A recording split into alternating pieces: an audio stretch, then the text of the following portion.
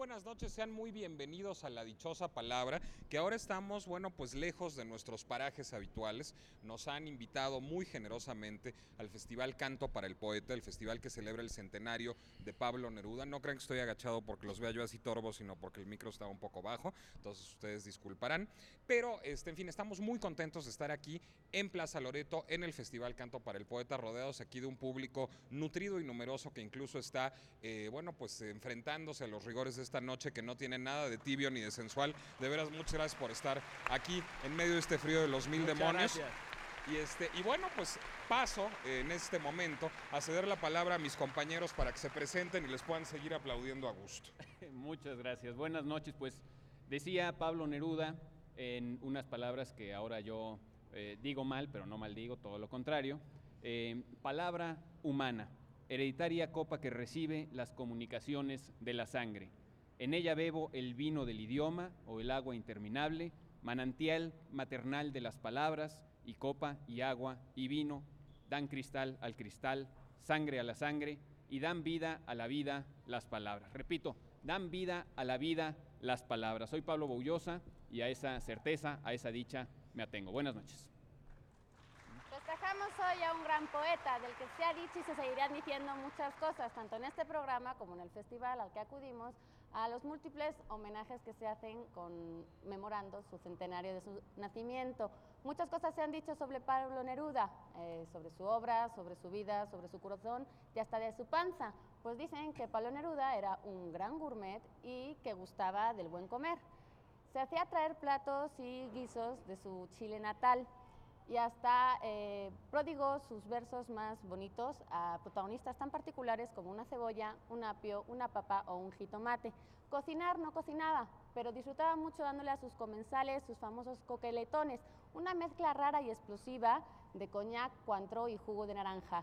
Esta noche queremos hacer nuestro homenaje particular a Pablo Neruda con apetitosas palabras, una mesa acogedora, aunque un poco fresca, unos comensales de honor y una gran fiesta. Así que buenas noches, yo soy Laura García y un buen provecho. ¿Y el coñac? Al ratito. Bien, buenas noches. Yo voy a contrapuntear un poco, no citando directamente a Pablo Neruda, que una de las cosas que a algunos les molesta o no están muy felices respecto a Pablo Neruda es que fue un poeta muy comprometido políticamente y socialmente. Yo, en cambio, siempre he simpatizado con la literatura de todo rango, independientemente de que sea comprometida o no, y recuerdo en ello las palabras de un hombre que estuvo muy comprometido, que fue Demóstenes, ese gran orador ateniense, al cual en cierta ocasión se le acusó de que no era un hombre tan comprometido políticamente porque había huido en una batalla cuando estaban perdiendo los atenienses contra los tebanos. Demóstenes fue uno de los que vio que la batalla estaba completamente perdida y huyó, entonces le llamaron cobarde. Y Demóstenes se defendió diciendo que cuando una batalla está perdida, los que huyen son los únicos sabios, porque son los que van a poder en el futuro participar en otra batalla en la cual a lo mejor puedan ganar lo que en aquella batalla se perdió. Yo soy Germán Ortega, ¿cómo les va? Buenas noches. Bueno, y finalmente yo quisiera abusar un poco del poeta, espero que no me venga a atormentar desde el más allá, utilizando un fragmento de un poema suyo para pues hacer un exhorto. Yo les agradezco mucho que les entusiasme tanto el trabajo que hacemos en La Dichosa Palabra, pero los exhorto a que les entusiasme de igual manera el diccionario, que es un tomo divertidísimo, lleno de sorpresas, al que yo recomiendo acudir de manera sistemática. Entonces me serviré de unos versos precisamente de Pablo Neruda para demostrarles lo maravilloso que es el diccionario. Diccionario, no eres tumba, sepulcro, féretro, túmulo, mausoleo, sino preservación, fuego escondido, plantación de rubíes, perpetuidad viviente de la esencia, granero del idioma. Yo, que soy un gran fan del María Moliner, soy Nicolás Alvarado. Muy buenas noches. Bueno, quisiera también... Granero del idioma, muy bien. Quisiera también antes de comenzar con una sorpresa, hacer un par de agradecimientos. Un agradecimiento primero a Elvira García de la sección de Cultura del periódico El Universal por una nota de veras muy generosa sobre nuestro trabajo en La Dichosa Palabra. Muchas gracias, Elvira. Nos estimula mucho que escribas así de nosotros. Y un agradecimiento también a la revista Mi Guía por una nota inmerecidamente generosa que hizo sobre mi persona. De veras, muchísimas gracias a estos dos medios de comunicación. Y bueno, ya pasamos de los recaditos personales a algo bastante más encomiable, que es que hemos pedido a 6 guapas, ilustradas y bien dotadas vocalmente asistentes aquí a Plaza Loreto esta noche, y muy valientes, que nos ayuden con la lectura de un poema, bueno, de un fragmento de un poema, de unos cuantos versos de un poema de Pablo Neruda. Se trata de uno de los libros que a mí más me gusta de Neruda, La Barcarola, del inicio de La Barcarola, que se llama precisamente Comienza la Barcarola, y esto es la primera estrofa de Te amo, así que chicas, adelante con valor. Amante, te amo y me amas, y te amo.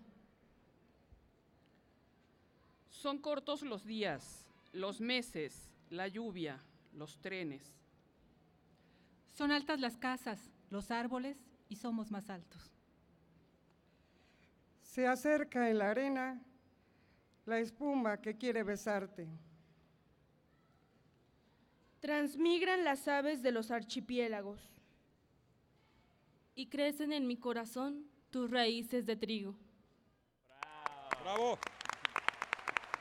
Dichosísimas sus palabras, ya nada más falta que le monten una coreografía y no saben qué éxito rutilante vamos a tener. ¿Quiénes nos asistieron en este empeño, Pablo? Pues hay que darle las gracias a Gisela Martínez, a Nora Delfín Molina, a Silvia Martínez Maldonado, a Gloria Díaz Baeza, a Margarita Isabel Morcín Núñez y a Liliana Vázquez Montoya. Si además dije mal algunos nombres, les pido una disculpa, pero gracias de veras por leer este poema de Pablo Neruda. Bueno, ya puestos... Oye, yo quería comentar una anécdota graciosa a propósito de lo que decía Germán Ortega de Demóstenes, que huyó en el fragor de una batalla. Recordar una caricatura que creo que hizo historia, y yo creo que igual tú recuerdas también, Nicolás, que apareció hace unos años en un periódico. La caricatura era de Magú, y fue cuando la situación política en El Salvador estaba muy tensa y habían asesinado a Monseñor Romero. Algunos altos jerarcas de las iglesias de América Latina fueron a El Salvador. Estuvieron un día, recibieron una amenaza y salieron de ahí. No me acuerdo bien si fue exactamente así en términos políticos lo que ocurrió, pero básicamente en la caricatura ponían entonces a Monseñor Corripio, quien entonces era pues el arzobispo primado de México, diciendo una frase que nos hizo mucha gracia, que decía: más vale que digan aquí Corripio que aquí Quedipio, ¿no? Porque, bueno, pues así estaba de tensa la situación política en aquel entonces. También esto sirve un poco para entender que respecto al compromiso político de Neruda, pues también le tocó otra época y era otra la dimensión de los problemas que teníamos en América Latina, ¿no? Sí, claro. Pero también es cierto que digamos que la poesía envejece mejor que la política, y quizás los poemas que mejor hayan envejecido de Neruda son aquellos que tienen más que ver con el afán poético puro que con la propalación de ideas políticas. Bueno, desde mi muy humilde y modesta opinión. No, es que justamente lo que ocurre con los buenos poemas es que no envejecen, ¿no? O sea, cada vez van rejuveneciendo. Y algunos malos títulos o desafortunados títulos de Pablo Neruda, que fue un poeta tan abundante, tan súper abundante, que era pues también imposible imaginar que todo eso tenía que ser siempre genial. Yo creo que él era muy consciente de esto, de que él prefería dar esa imagen de superabundancia que de un poeta recatado, que revisara mucho sus versos, que los depurara en absoluto, ¿no? Era todo lo contrario, era un monstruo de creación. Nosotros también preferimos otro tipo de superabundancia, mi querido Pablo, la superabundancia de regalos que les tenemos esta noche, porque tenemos como siempre una dichosa palabra que les vamos a pedir, idealmente que sepan cómo se dice el significado que nosotros les vamos a dar, pero si no la pueden adivinar, consultar telepáticamente o acercarse al diccionario, insisto. En todo caso queremos... granero de las palabras. Así es, en todo caso queremos que nos digan cómo se llama el conjunto de papeles atados o ligados por guardar relación con un mismo asunto. Si yo junto todos estos papeles, estas son llamadas, tienen que ver las unas con las otras, y si yo las junto, las pongo en una carpeta, les pongo un moñito, las reúno de alguna manera, ¿cómo se llama ese objeto que habré creado en ese proceso? Digamos, con una liguita las podrías unar. Uy, Una eso a liga. mi abuela le encantaría, ella siempre les pone muchas liguitas a las cosas, entonces Exacto. podría ser fantástico con la Exacto, liguita. con la liguita. Bueno, por favor, llámenos a los teléfonos que aparecen en su pantalla. Llámenos también, mándenos un correo electrónico a nuestra dirección, que es telepáticamente también, así es. No, mándenos un correo electrónico a la dichosa palabra @22.org.mx y tendrán preferencia para llevarse algunos de los títulos que vamos a presentar un poquito más adelante, para empezar ya de una vez por todas con las dichosísimas palabras, como la palabra opio, que Nelson Joao, que imagino no será del grupo Los Joao, pregunta cuál es el origen y significado de esta palabra. Y A ver, será que vamos a los no libros será antes. tampoco el inventor de la Creo llave que no hemos Nelson, dicho ¿verdad? ¿Qué libros vamos a ¿Qué regalar? libros? Que Les digamos pedimos antes la los tarea libros, y que les porque si no, dijimos no se la entusiasma compensación. el público. Bueno, Bueno. tenemos de José Antonio Chamizo, por una cortesía de Conaculta y Ediciones Tercer Milenio, Química Mexicana. Tenemos también, por una cortesía de Ediciones Algaida, de Paco de Manuel, Esperando en un banco de lavapiés. Tenemos Lavapiés es un barrio en Madrid, no Así es. no es Muy la- latino y muy no es cariñoso, el por oficio que cierto. está desempeñando el protagonista mientras espera en un banco. Por eso lo de Voy a ser temperatriz del Lavapiés, del barrio de Lavapiés, en la canción de Lara. Dentro de la Biblioteca de Obras Maestras del Pensamiento, por una cortesía de Editorial Losada, de Charles Morris, Signos, Lenguaje y Conducta.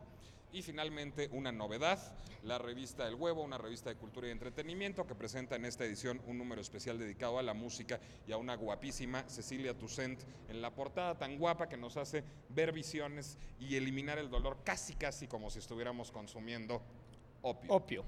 Bueno, entonces Opio. pregunta Nelson Joao, el origen de la palabra, tengo entendido. Bueno, el origen es un origen griego, viene de opión, de opios, que bueno, en griego significaba básicamente jugo o zumo, o zumo, como Sí, dirían en España, Zumo. para no confundirse con el zumo pontífice, por ejemplo. Ni ¿no? con el zumo, que yo estaría muy bien dotado para practicar. Ni con las luchas de zumo.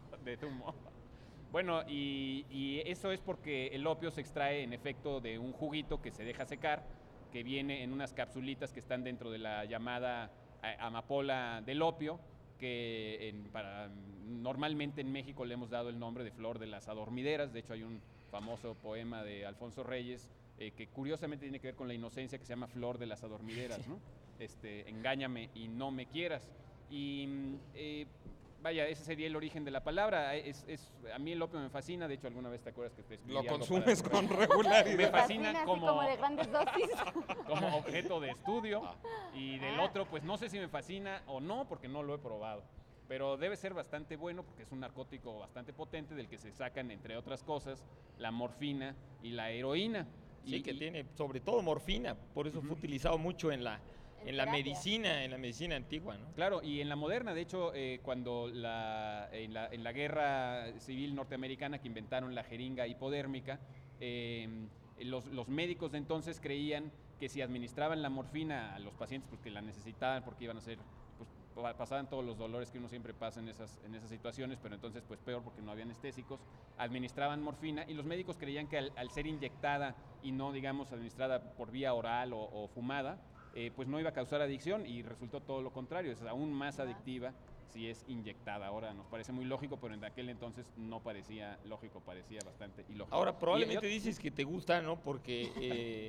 Porque bueno, el está tema lleno de del endorfinas, ¿no? No, y bueno, el tema del opio es un tema también curiosamente literario, ¿no? No solamente Muy por literario. el origen de la palabra que nos dieron, sino porque realmente a partir del romanticismo fundamentalmente el opio pues, se convirtió en algo, como diríamos hoy, muy de moda y que quedaba muy bien, y algo que muchos de los grandes literatos se vieron atraídos probablemente también por el ambiente alrededor del fumar o del consumir o del beber opio. Porque Empezando se por bebía. Thomas de Quincy y sus portentosas confesiones de un comedor de opio, Es ¿no? que Thomas de Quincy era genial, hablara de lo que hablara, la verdad era un escritor estupendo, ¿no? Que además ustedes saben que luego Baudelaire hizo una paráfrasis, bueno, en mi tierra le dicen plagio a Thomas de Quincy, que como parte de los paraísos artificiales hizo, digamos, un resumen ejecutivo de las confesiones de un comedor de opio de Quincy. Ah, no sabía. Así es. Bueno, así y es. otra curiosidad también es que hay un conflicto bélico o un par de conflictos bélicos llamados las guerras del opio, que pues son estas guerras que Inglaterra sostuvo con China para obligar a China a abrir sus puertos a la importación del opio, porque China había llegado a prohibir el opio, ya que, bueno, tiene que ver con un asunto comercial, una triangulación entre la India, Gran Bretaña y China, pero básicamente los ingleses obligaron a los chinos a abrirse al mercado del opio de una manera bastante oprobiosa para Porque China estaba para los necesitada de ingleses. morfina en aquella época. Además. ¿Perdón? Porque China estaba necesitada de morfina en aquella época, además, ¿no? No, era fue más bien toda la intención primero de balancear una balanza comercial que era desfavorable en principio para Inglaterra, porque China exportaba mucho té y a los chinos no les interesaba ningún producto inglés, curiosamente. Y lo que descubrieron que sí les podía interesar a los chinos, en efecto, era pues el opio, pero los chinos lo acabaron prohibiendo tanto por motivos comerciales como porque pues ya su población estaba siendo bastante dañada, porque crearon una cantidad de opiómanos increíble, infestaron de opio el país y luego los obligaron a que la sustancia no fuera prohibida sino permitida y a comercializarla, porque los chinos dijeron, bueno, vamos a controlar este comercio, vamos a hacer que solo entre por un puerto, etcétera, etcétera, y los ingleses y posteriormente los ingleses y los franceses obligaron a los chinos a abrir sus fronteras y a consumir opio. Si ¿no? pasara ya ahora, hoy en día Y sería pidieron tremendo. que los chinos juzgaran a ciudadanos europeos, occidentales, por ningún delito, y esto pues era abrir la puerta a todos los narcotraficantes, diríamos hoy, Claro. a que actuaran impunemente en China, ¿no? No, esto que estás señalando, ya que pasaste de la literatura del opio al uso de los estupefacientes, ¿no? De las drogas en la política, pues es precisamente también lo que hizo los Estados Unidos con los indios de Norteamérica con el alcohol. O sea, los alcoholizó y al alcoholizarlos, pues les bajó la guardia, los debilitó moralmente, mentalmente, para poder, digamos, destruirlos social y políticamente, ¿no? Sí, y yo nada más quisiera acotar también que, bueno, como consecuencia de las guerras del opio es que Hong Kong pasa al dominio Claro. británico. A Sí, partir de porque entonces, apenas exactamente. acaba de regresar al dominio chino hace unos cuantos años. Bueno, nos vamos a unos mensajes. Yo quería leer otra llamada, pero eso ya no va a ser posible. Entonces vámonos rauda y velozmente a un corte y regresamos. Esto es La Dichosa Palabra en vivo desde Plaza Loreto.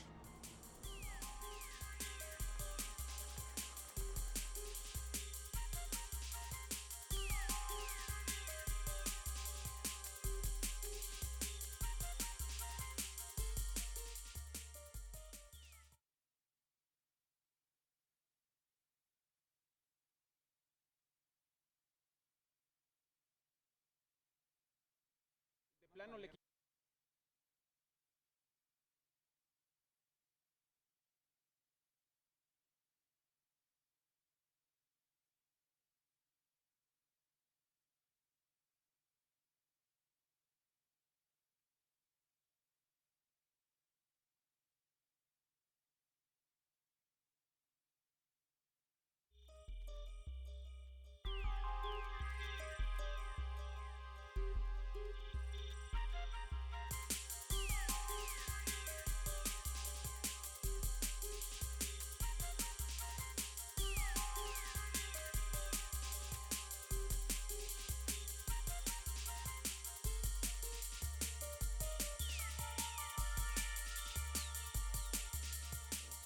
Aquí seguimos en vivo desde Plaza Loreto. Si quieren acercarse porque estén aquí a los alrededores, pues con mucho gusto les atenderemos y seguiremos aquí haciendo trivias y pasando un poco de frío, por cierto. Oye, Laura, si van a venir, que nos traigan una cobija de verdad. Por favor, y unos que guantes. se preparen para estar de pie, porque yo veo muy lleno el foro, ¿no? Como para que, digamos, van a venir a sentarse cómodamente, lo dudo. Lo dudo.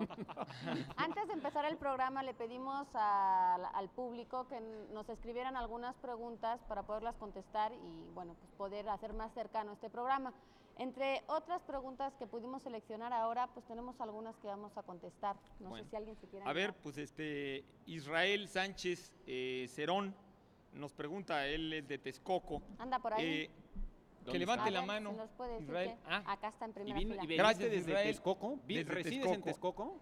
No, hombre, mereces medalla qué buena de oro onda en los que viniste. Olímpicos, nada más por este desplazamiento. Hay que decir que a las personas seleccionadas se les dará un ejemplar de la revista El Huevo. Entonces, bueno, digan quiénes son para que les Bien, vayamos ahí está, bien. ahí Ok, Israel ya levantó a su ver, mano. para Israel, nos preguntas qué significa la estrella de David y cuándo se acuña como símbolo, cuándo se adopta como símbolo del judaísmo. Y luego una segunda derivación dice cómo influyen algunas sectas ocultistas desde la Edad Media hasta nuestros tiempos. Bien, bueno, lo de la estrella de David es un símbolo muy antiguo, mesopotámico, egipcio e hindú. Básicamente, probablemente donde se mantuvo más tiempo fue en la India y se cree que el símbolo pasó de nuevo a través de los persas al levante, a lo que hoy es la zona de Siria-Palestina, y ahí llegó, digamos, desde la India, como quien dice, en la época de las cruzadas, ¿no? En la época de las cruzadas, y los cruzados volvieron a retomar, digamos, muchos elementos del mundo oriental en las cruzadas y se los llevaron a Europa. Y ahí fue cuando los cabalistas judíos, los místicos del judaísmo, adoptaron poco a poco el símbolo de la estrella de David como un elemento que le llamaban originalmente no la estrella de David, sino le llamaban también el sello de Salomón. Pero básicamente fue hasta el siglo XVII cuando se empezó a convertir, hasta el siglo XVIII, perdón, cuando se empezó a convertir en un emblema del judaísmo. De hecho, es muy, muy reciente, no tiene ni 300 años, en que empezó a asociarse, digamos, estrechamente ese símbolo de un triángulo invertido y un triángulo parado, como quien dice, encimado uno con el otro, como símbolo del judaísmo. Es muy reciente, de hecho, podríamos asegurar que el rey David no lo utilizó, o sea que se le llama estrella de David, porque el rey David no lo utilizó y no aparece nunca en el judaísmo antiguo, o sea, en la época de los reyes nunca aparece, y es un símbolo que todavía se utiliza en la India y también en el taoísmo chino y en el Tíbet, y simboliza la unión de los opuestos. El triángulo parado es un miembro masculino, parado simbólicamente, y el triángulo invertido es los genitales femeninos, y encimados simbolizan pues, la totalidad, la fuerza total, ¿no? Es como un amuleto simbólico. Bueno, tenemos también aquí una pregunta de Iván Briceño Montesinos. ¿Por dónde anda Iván Briceño Montesinos? Por ahí anda. ¿Desde dónde Allá anda Iván Briceño. ¿Desde dónde vienes, Iván? ¿Desde aquí? Me parece, de aquí aquí en de Plaza Plaza Loreto Loreto? vives. Unos vienen desde Texcoco, otros de Plaza Loreto. Bueno, yo, Muy si bien. vienes de Plaza Loreto, te recomiendo que vivas en la tienda de discos, que es ahí bien donde me gustaría vivir. Pero bueno, Iván pregunta que de dónde proviene la frase Le roi est mort, vive le roi, que me pone directamente en francés, que bueno, significa el rey ha muerto, vive el rey. Es una tradición muy antigua de la monarquía francesa. Si no me equivoco, se originó en los tiempos a la muerte de San Luis, de Luis IX, de San Luis, estamos hablando de la Edad Media, que cuando moría el rey de Francia y su sucesor, el delfín, es decir, su hijo, o en caso de que su hijo hubiera muerto, en fin, un sobrino, un hermano, en caso de que el hijo fuera muy pequeño, la regenta, que era la madre, la reina del bebé, se anunciaba, salía alguien de la casa real al balcón a anunciar el rey ha muerto, es decir, el rey que acaba de fallecer no es ya más el rey, viva el rey, es decir, viva el nuevo rey, viva el nuevo soberano del trono francés. Ese es el origen de esa expresión, que ahora se utiliza, pues digamos, cada vez que hay un cambio de mando en la empresa, en la academia, en la política, pues se usa con algún sarcasmo, digamos. Claro, bueno, yo extendería un poco el origen de la frase. Según muchos investigadores del folclore europeo y de las religiones, la frase es increíblemente más antigua, se conservó, como Nicolás nos lo señala, fundamentalmente en la dinastía francesa, pero la frase realmente tiene un origen neolítico, porque en el neolítico, o sea, desde el año 9000, podríamos decir, antes de Cristo, los reyes eran sacrificados periódicamente, a veces cada 4, cada 5, cada 9, cada 12 años, y cuando se mataba al rey, el rey que lo sustituía simbólicamente era el mismo rey renacido, o sea que revivía, aunque literalmente no fuera su hijo o no fuera su pariente, a veces podía ser su pariente, podía ser su hermano, etcétera, etcétera, ¿no? Entonces también el sentido del rey ha muerto, viva el rey, es porque el rey que muere de alguna manera reencarna en el nuevo rey, sea su pariente o no, ¿no? Bueno, pues Claro, sí. bueno, sí, en términos simbólicos eso pues es bastante lógico, ¿no? Pero como Tomaremos la más- frase ya hecha, pues la frase no Sí, podía existir 9,000 años francesa, antes de Cristo, ¿no? Claro. Tomaremos más palabras en el siguiente bloque y vamos con otra llamada que nos llegó hace unos días de alguien llamado Serrano. No sé si es el nombre o el apellido, pero bueno, en cualquier caso nos pide el significado de Eros y Tánatos. Poquito. ¿Poquito? No más. Pues el que entiende el significado de Eros y Tánatos, como bien apunta Pablo, pues ya lo entendió todo, ya vámonos a nuestras casas mejor. Bueno, digamos, originalmente Eros y Tánatos son mitos griegos. El mito de Eros es un mito mucho más rico y complejo que el mito de Tánatos. Eros es en la tradición griega, en la mitología griega, por supuesto, el dios del amor, hijo de Poro y de Penia, como ya lo hemos comentado aquí alguna vez, del recurso y de la pobreza, que es un hermosísimo origen para el amor, aunque hay muchísimas otras hipótesis de quiénes fueron los padres del amor. Hay tradiciones en donde Mercurio y Venus son los padres del amor, Júpiter y Venus son los padres del amor, y hay, digamos, una frase... O que nadie es el padre del amor, que el amor fue el primer Dios, ¿no? Así es, porque además como el amor nos lleva por caminos desconocidos, tampoco tenemos por qué conocer sus orígenes. En todo caso, el Eros griego tampoco crean que es, digamos, el más invencible de todos los dioses, todo lo puede derrotarlo todo, pero no crean que es, digamos, un dios necesariamente bondadoso. Ese sería quizás Anteros, su hermano, que es otro dios que es el amor correspondido. Eros es un dios particularmente cruel que gusta de ver sufrir a los amantes. Ahora, Tánatos es un dios bastante menor, es un dios no tan importante, pero es, digamos, el dios de la muerte y el representante de la muerte. Se le representaba como un joven alado que tenía una espada en el costado y las piernas cruzadas, y era, digamos, el nombre que se daba a la muerte o al emisario de la muerte en todo caso. Era además hermano gemelo del sueño, cosa que es preciosa, la idea de que la muerte y el sueño sean hermanos gemelos, ambos hijos de Nicte, de la noche. Bueno, ahora bien... Es que es bastante lógico, ¿no? O sea, digamos, hay que recordar que la mitología es una manera simbólica de entender las cosas, ¿no? Yo me imagino que el sueño era el hermano chiquito. Además hay que decir que Eros, que corresponde a Cupido en la tradición romana, los romanos lo pusieron con una imagen mucho más juvenil. Es representado como por un angelito, un niño muy pequeño. Sí, es como más mono Cupido además, ¿no? No sé si más amoroso. Bueno, Oye, vamos pero- con la pregunta Pero especial. yo nomás quisiera hacer una acotación, perdón, Laura, antes, que es que, bueno, si yo supongo que la pregunta de Eros y Tánatos, y por Viene lo que por hablamos Freud, de la ¿verdad? relevancia, pues no necesariamente Bueno, por Freud. el libro de... Porque para Freud, para Sigmund Freud, el padre del psicoanálisis, en Más allá del principio del placer, Freud identifica a Eros con la pulsión de vida, con todo aquello que nos hace decirle sí a la vida, con lo constructivo, con lo que nos lleva a aferrarnos a la vida. Y otro psicoanalista austriaco, discípulo de Freud, que es Paul Federn, identificará posteriormente a Tánatos con la pulsión de muerte, con todo aquello que nos lleva, digamos, al oscuro, al numen, a la destrucción. Y bueno, Eros y Tánatos, de acuerdo al psicoanálisis, a partir de Freud y de Federn, son las dos fuerzas que, digamos, sostienen el equilibrio de la psique. conciencia. Sí, y también es curioso, llama la atención como, por ejemplo, en las culturas prehispánicas, la figura de la muerte o los dioses de la muerte eran poderosísimos y tenían una presencia en los rituales y todo mucho más grande que la que tenía Tánatos para los griegos. Vámonos a nuestro ritual de cada sábado con la pregunta especial. Regalaremos hoy un paquete especial de 3 libros que componen Canto General, 100 sonetos de amor y los versos del Capitán, como no, de Pablo Neruda, a quien nos diga el nombre del poema de Pablo Neruda, cuyo primer verso dice: sucede que me canso de ser hombre. Pues no se cansen de ser hombres y sobre todo llámenos, díganos quién es, a la primera persona que nos llame, y también tenemos un paquete para alguien de aquí. Entonces, si alguien sabe de los presentes en el público, acérquense Sucede a que me canso de Georgina, ser hombre, por ahí. ¿no? Pues acérquense. Alguien levantó la mano ahí. Él Raúl sí sabe. Veloz. Allá al centro hay alguien que sabe. No, pero no lo digan porque pues estamos esperando las llamadas de los que están en casa. Entonces, esta pregunta no es para ellos. Hay un paquete para los que llamen, hay un paquete para los que están aquí, pero los que están aquí se lo tienen que decir a Georgina, que anda por ahí. Al oído, entonces, por favor. Georgina ya tomado nota de quién Sí, que fue, tome nota. quién supo aquí.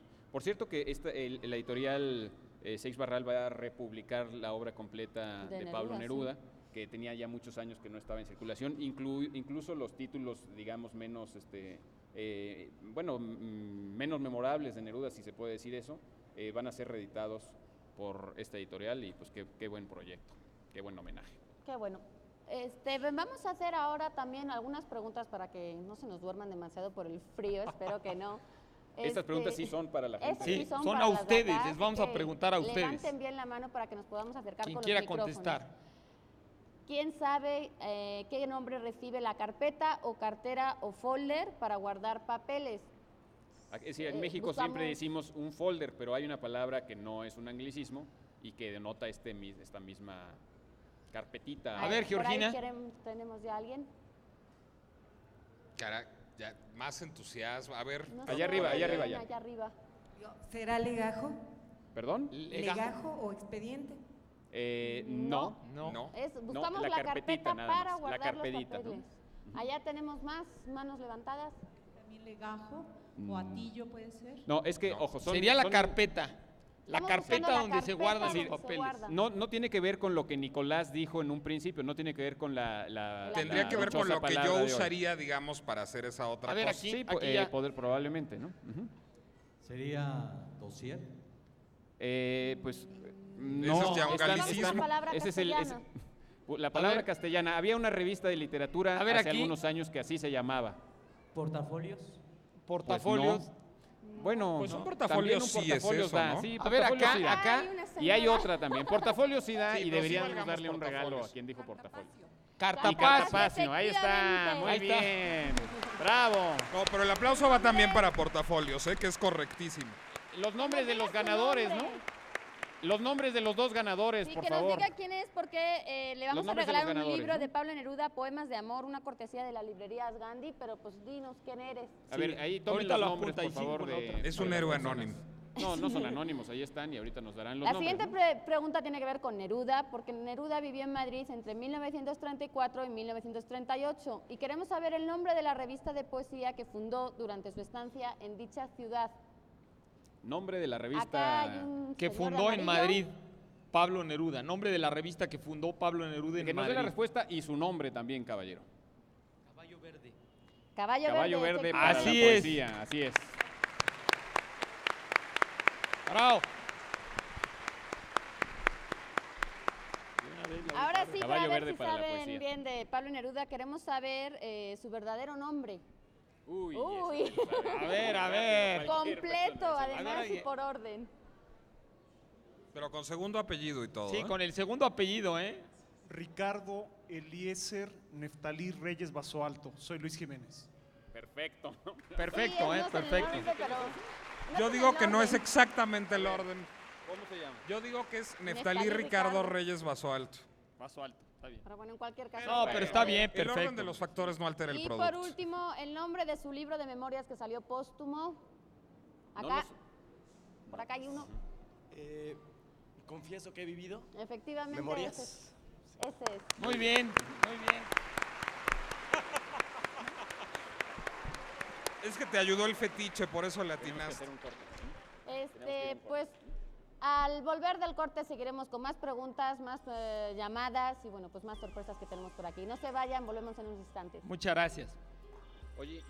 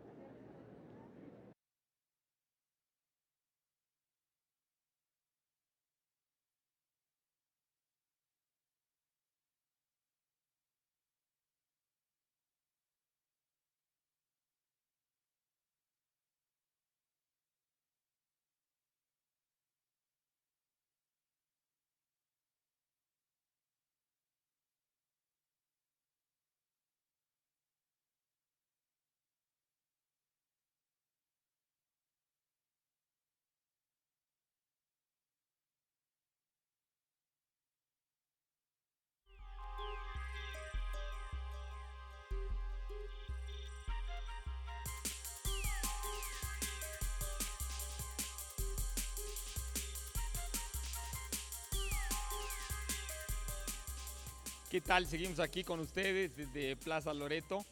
Bueno, vamos a continuar ahora con las preguntas que ustedes nos hicieron ahorita en estos momentos anteriores a que se iniciara el programa. Algunos de ustedes Yo tengo una muy corta. Yo tengo dos personales. Una que me preguntan que a qué escuela primaria fui y debo responder con una anécdota de Mark Twain. Mark Twain decía que a los 7 años de edad había visto interrumpida su educación cuando sus padres decidieron meterlo a la escuela. Y yo creo que en mi caso es más o menos lo mismo.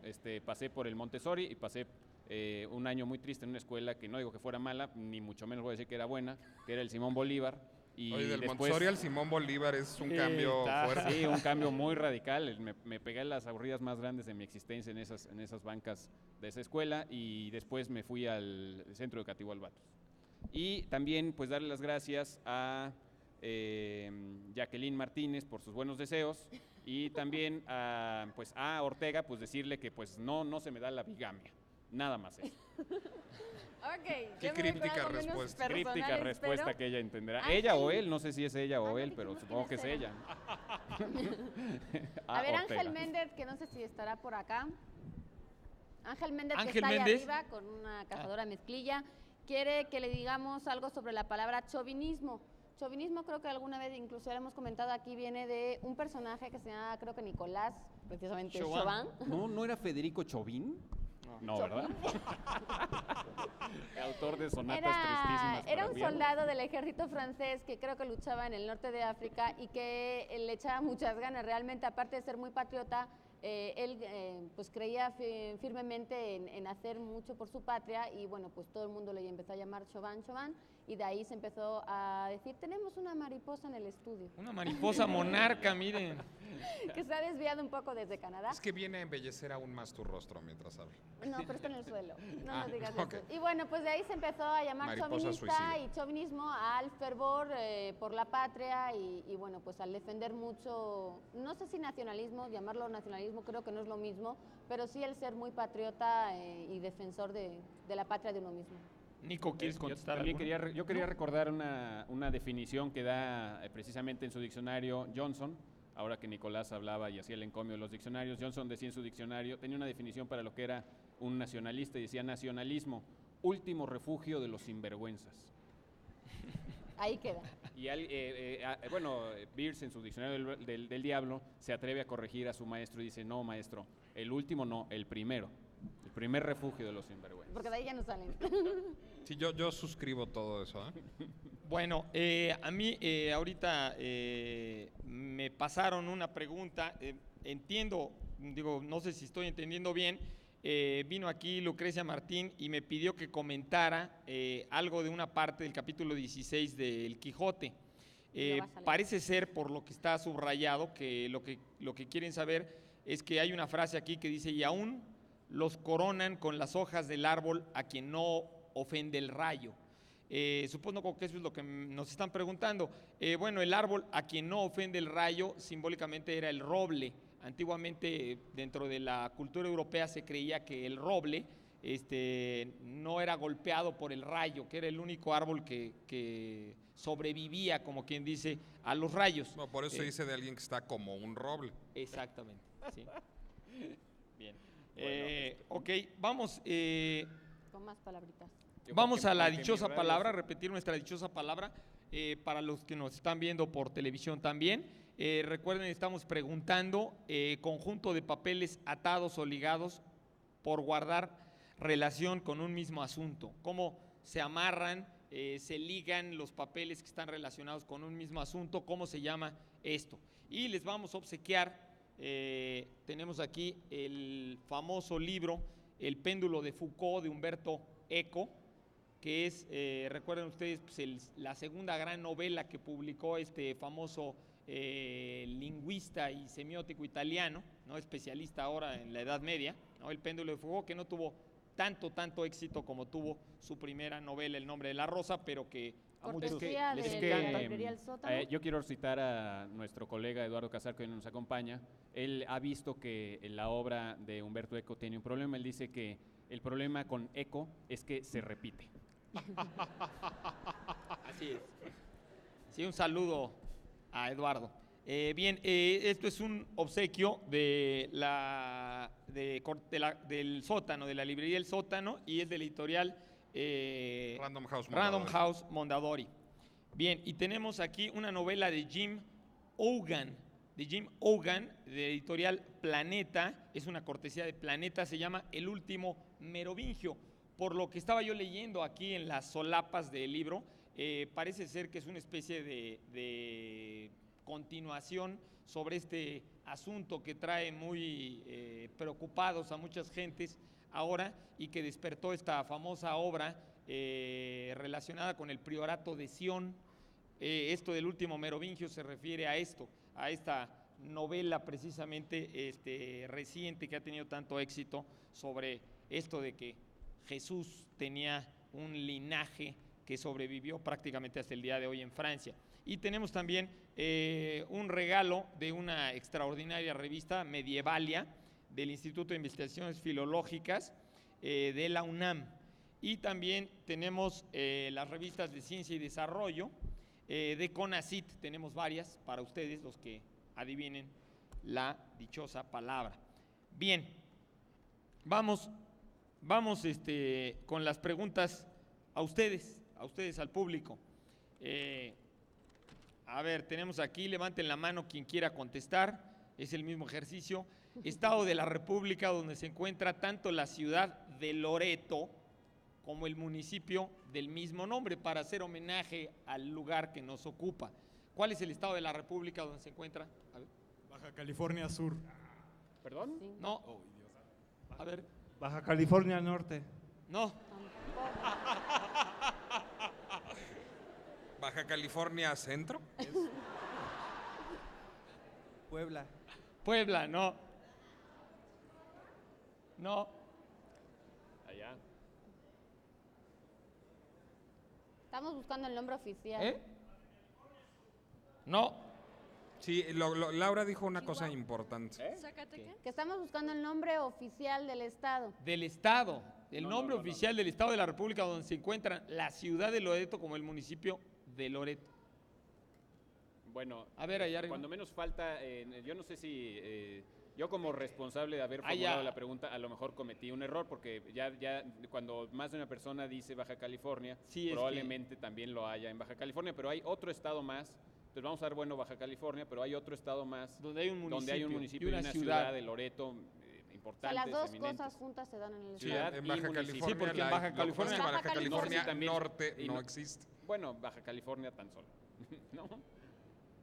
Pero hay otro estado. Pero estamos buscando otro estado. A ver, solo hay 31, ¿no? Campeche. No. Ciudad y municipio. Que hay una ciudad y un municipio que se llaman así. ¿Es Chihuahua? No. Está por el norte, Caliente. Mira, es muy fácil. Cuando ya repasaste todos los estados de la República con A, con B, con C, con D, te vas hasta la Z. ¿No? ¿Aguascalientes? ¿No es Aguascalientes? No, te vas hasta la Z. Pues es el primero. No, antes de regresar otra vez a la A, te vas hasta la Z. Por acá. Zacatecas. Zacatecas. Claro, Zacatecas. Por supuesto. Zacatecas, muy bien.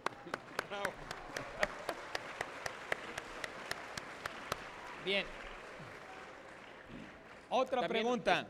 Nombre del poema que comienza: desde el fondo de ti y arrodillado, un niño triste como yo nos mira. Allá tenemos por ahí. Eso. Muy bien. Perfecto. Alejandro Romero. Un buen lector. Farewell. Muy bueno. Oye, yo quería comentar algo, una curiosidad, ya que salió el nombre de Loreto y que estamos, claro, en Plaza Loreto, decir algo acerca de la historia de este lugar que nos acoge y que nos recibe tan gentilmente. Nada más recordarles que esto en el siglo XVI en algún momento fue un molino de Martín Cortés, marqués del Valle, hijo del conquistador Hernán Cortés, y que posteriormente, fue un obraje de telas, ya después fue una fábrica de papel, etcétera, etcétera, pero que estamos en un lugar lleno de historia, y pues agradecer, claro, la gentileza de este lugar que nos recibe, ¿no? Y yo quisiera contar también cuál es la génesis de haber hecho de Plaza Loreto un centro comercial. Esto, digamos, su destino inmediato anterior había sido ser, como bien dijo Pablo, la fábrica de papel Loreto y Peña Pobre, y se hizo un centro comercial a imitación de un centro comercial muy bonito que hay en la ciudad de San Francisco, que se llama Girardelli Square, que solía ser una fábrica de chocolate, que empezó a dejar de ser práctica para tales efectos y que por eso se convirtió en un centro comercial. Y, digamos, inspirados en esta idea muy virtuosa de reconvertir una fábrica en un centro comercial, se hizo esto en Plaza Loreto. Así es, muchas gracias. Además, la Asociación Carso recibió el premio Iconos en 1996 por la restauración de este lugar, ¿no? Bien, tenemos que irnos a un corte y volvemos con ustedes en unos segundos. Gracias.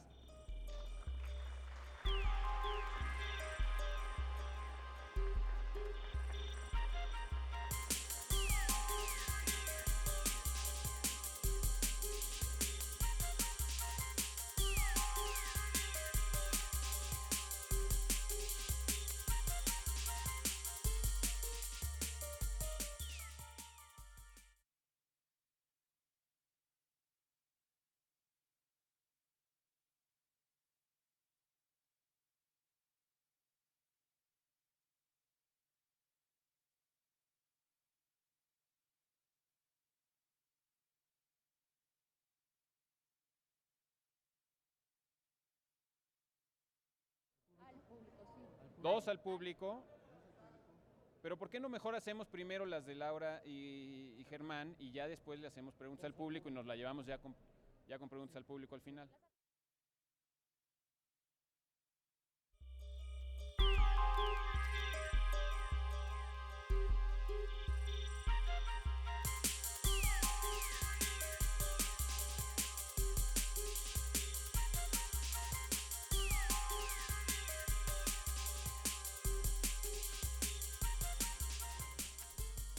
Pues continuamos aquí al aire, estamos transmitiendo en vivo desde Plaza Loreto y pues vamos a continuar con las preguntas que tenemos, que han llegado al programa desde hace algunos días. Aquí nos preguntan Amador Félix Melchor y Roberto Vidal del Estado de México, ¿qué significa la letra, o más bien qué significan las letras SPQR en las iglesias o pinturas? SPQR... Pues de hecho se ponían iglesias, se ponían pinturas. Nos reservamos derecho de admisión, hay que aclarar esto, ¿no? Además. Ni confirme, por favor, su asistencia. No. Tampoco. En los monumentos y en cualquier lugar público romano, y era como un emblema, un símbolo de lucha de las clases, de unión de las clases para luchar contra la monarquía. Esto se dio en Roma. Esas siglas significa Senatus Populus Quae Romanum. Eso quiere decir el Senado y el pueblo de Roma, lo cual significa que están todo el pueblo, porque en aquel entonces el pueblo lo conformaban tanto el Senado como lo que se llamaba el pueblo, que eran los hombres libres que se reunían para decidir cuestiones del pueblo, para un poco confirmar la monarquía que se había establecido en Roma a partir del año 509 a.C. Roma anteriormente había estado dominada por los etruscos después de que invadieran las famosas aldeas que estaban en ese territorio. Este emblema se ponía en muchos sitios públicos pues, un poco para reforzar esa idea, ¿no? De que habían derrotado a los etruscos, de que el imperio romano, que entonces no era imperio, sino que era todavía una monarquía que se estaba creciendo y que luego sería imperio. Una república, ¿no? Decías, una república fue monarquía y luego cuando se volvió república usaron esas siglas. Se quitó a los reyes etruscos y entonces se empezó a dominar lo que era el Senado, que estaba compuesto por los ancianos. Senado viene de Senex, que eran los ancianos del pueblo. Como Senectud. Que viene de senectud, que hoy en día tiene un aspecto un poco más de vejez. En aquel entonces estaba más ligado a longevidad, porque se creía que y efectivamente los ancianos tienen la sabiduría por tener todos los años de experiencia y que por lo tanto eran los más capacitados para gobernar y para dirigir una población. Entonces estas letras se ponían, no sé si se recuerden esta película de Gladiador, cuando el famoso Russell Crowe se empieza a quitar su tatuaje, porque los dirigentes de aquel entonces, los soldados, los capitanes, todos pues iban a luchar en favor de la República Romana. Entonces pues era Bueno. básicamente una confirmación de esta hegemonía. Y tú que dices que se sigue poniendo, curiosamente en las alcantarillas de la ciudad de Roma, se sigue poniendo como una cosa pues, de tradición las Turística, casi. las 4 letras SPQR y aparece en muchos de los monumentos romanos. De hecho, complementando un poco lo que tú dices, realmente el término ese tenía un poco que ver con una revolución que hubo en Roma cerca a mediados del siglo IV antes de Cristo, en el cual los plebeyos justamente querían participar del gobierno, ¿no? Y entonces en esa revuelta de 2 cónsules hicieron una reforma de unas leyes y a partir de entonces se dijo que realmente los que gobernaban era el pueblo y el Senado. Sí, porque en realidad el significado real, o sea, digámoslo así, político de ese emblema, pues duró hasta que cayó el Imperio Romano, que fue con los turcos en el Oriente y con los germanos en Occidente. Entonces, digamos que ese emblema políticamente tuvo su fin cuando ya cayeron los últimos romanos en el siglo XVI. Y hay una historia muy bonita del uso moderno de este emblema en Roma que refería a Germán, que es que muchos romanos dicen que en lugar de querer decir Senatus Populusque Romanum, quiere decir Sono Pazzi Questi Romani, o sea, estos romanos están majaretas, que es lo que dicen a menudo Asterix y Obelix cuando se van a matar romanos y a darles de portazos los campamentos galos en las tiras cómicas de Asterix el Galo. Entonces también lo puede interpretar como Sono Pazzi Questi Romani, o sea, estos romanos están majaretes. Bueno, vamos a... tengo que mostrar la revista Saber Ver. Esta revista va a ser presentada con motivo de los 30 años del Museo Carrillo Gil, en el mismo Museo Carrillo Gil, este próximo jueves, en la nochecita. Y bueno, échenle un vistazo a la revista y si pueden y quieren, acudan también al museo. Debo mandar un saludo rápidamente a la doctora Segura de Cuernavaca y a todas las personas que con ella se reúnen a vernos en esa hermosa ciudad. Bueno, Gabriela, vamos a dar las respuestas. Vamos a dar las respuestas ya de la dichosa palabra y de la pregunta especial de ambas. Sí. Vamos a dar la dichosa palabra de hoy, que era pues conjunto de papeles atados o ligados, y teníamos que resaltar el hecho de que eran atados o ligados por guardar relación con un mismo asunto. Fue como aquí dijeron para otra pregunta, pues legajo o expediente o cualquier sinónimo de este tipo. Y por otro lado, la pregunta especial, que cómo se llama el poema de Pablo Neruda, cuyo primer verso dice, el poema es sensacional, que recuerda un poquito quizá ese aire de tierra baldía de Eliot, maravilloso poema de Pablo Neruda que comienza con Sucede que me canso de ser hombre, es Walking Around, también un título en inglés como en Farewell, que también adivinaron aquí otros colegas. Y tenemos tiempo para otra pregunta, díganme si sí, yo creo que sí. Bueno, vamos a recibir esta de Gabriela Paris, que nos pide una opinión, que opinemos algo acerca de Giovanni Papini y del libro negro. Del libro negro. El libro negro. A ver, pues me voy a lanzar. Bueno, Giovanni Papini, qué curioso que nos preguntan de Giovanni Papini, porque yo empecé ahorita la sesión de hoy comentando algo respecto al sentido, digamos, de compromiso que tuvo Pablo Neruda. Curiosamente, Papini fue un hombre muy, muy comprometido, probablemente de los escritores italianos del siglo XX, probablemente sea de los más traducidos en más idiomas. Pero actualmente, como dijo Jorge Luis Borges, que lo admiraba mucho, ha sido parcialmente olvidado, precisamente porque fue un hombre muy comprometido y de hecho fue muy criticado por sus compromisos. No era muy constante en sus compromisos, ¿no? Era un hombre muy veleidoso, podríamos decir que a todo le entraba con muchas ganas y que fue ateo, fue agnóstico, fue católico, hizo una historia de Cristo. Fue perteneciente a la Real Academia además de la Lengua Italiana. Exactamente. Bueno, como se nos está acabando el tiempo, bueno, nada más termino de comentar mientras terminas de comentar, sí quiero pedirle a Ricardo Haus que se acerque con nosotros en lo que tú terminas de comentar para que nos haga, por favor, un poco. Sí, bueno, nada más respecto al libro negro, Giovanni Papini fue un extraordinario escritor. Yo recomiendo mucho sus cuentos. Tiene varios cuentos recopilados incluso por Borges en una colección famosa de cuentos recomendados por Borges y que son sensacionales. Y bueno, sus libros políticos o comprometidos, uno de ellos es Gog, que es muy famoso, que es un poco para polémica, que es como la primera parte del libro negro. El libro negro lo escribió 4 o 5 años antes de morir y fue un poco como sus reflexiones finales, y esa es la importancia de ese libro, ¿no? Que tiene un poco como una visión calidoscópica del mundo. Aparte de darle las gracias a Héctor Ibarra y al Taller de Creadores Chileno-Mexicanos, Ricardo Haus, a ti te damos mucho las gracias por recibirnos, por acogernos. y por organizar esto. Cuéntanos un poco más del Festival Canto al Poeta. Sí, también, bueno, Canto para el Poeta. Para empezar, al contrario, para nosotros realmente es un honor que ustedes hayan aceptado o se hayan sumado más bien a este festival, este evento de Canto para el Poeta que ya arrancó hace como 10 días y sigue otros 10 días por enfrente. De hecho, estamos muy contentos realmente de poder haber llevado a cabo esta iniciativa con la suma de una serie de voluntades, Plaza Loreto, Héctor Ibarra, el Consulado General de Chile, el Taller de Creadores Chileno-Mexicanos, y quiero aprovechar de pasar un aviso.